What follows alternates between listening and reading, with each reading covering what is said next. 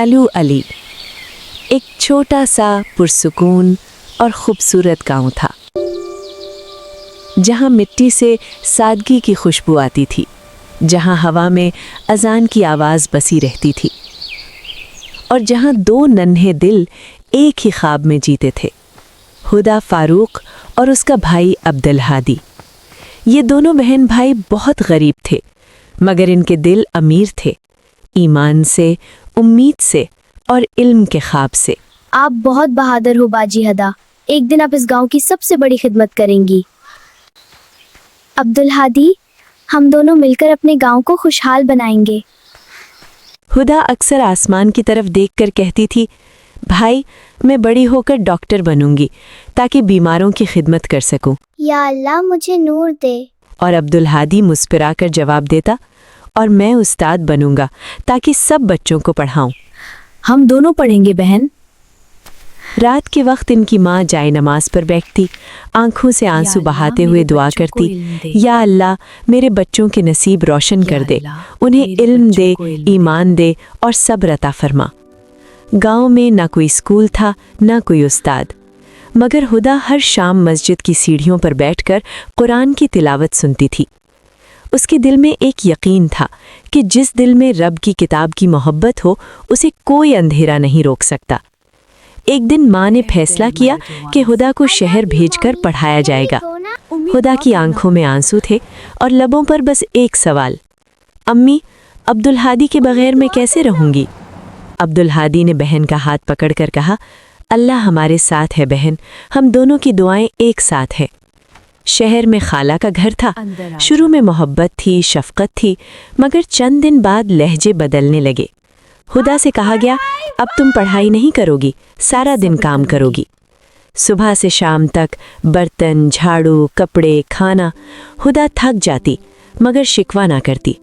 वो दिल ही दिल में कहती, या अल्लाह ये मेरी आजमाइश है, मैं सब्र करूंगी क्योंकि तू सब्र करने वालों के साथ है। रात को वो खामोशी से दुआ करती, या अल्लाह मेरे दिल में इल्म की मोहब्बत है, मेरे रास्ते आसान फरमा दे।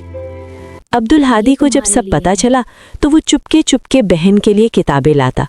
वो आहिस्ता से कहता, हुदा हिम्मत मत हारना, अल्लाह तुम्हारे लिए रास्ता खोलेगा। मगर खाला के दिल में सख्ती बढ़ती गई। एक दिन गुस्से में आकर बोली, मेरे घर से निकल जाओ, अब तुम यहाँ नहीं रह सकती।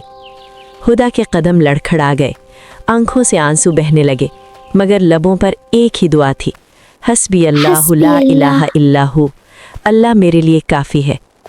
वो वापस अपने गांव अलू अली आ गई।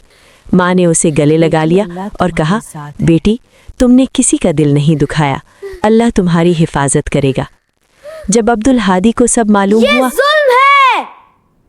खाला की आंखों में आंसू आ गए, दिल पिघल गया और ज़मीर जाग उठा। वो खुद अलू अली के गांव पहुंची और कहा, बेटी मुझे माफ़ कर दो, मैंने तुम पर जुल्म किया। माँ ने हुदा के कंधे पर हाथ रखा और कहा, बेटा माफ़ करना मोमिन की शान है, जो अल्लाह के लिए माफ़ करता है अल्लाह उसके दिल को रोशन कर देता है।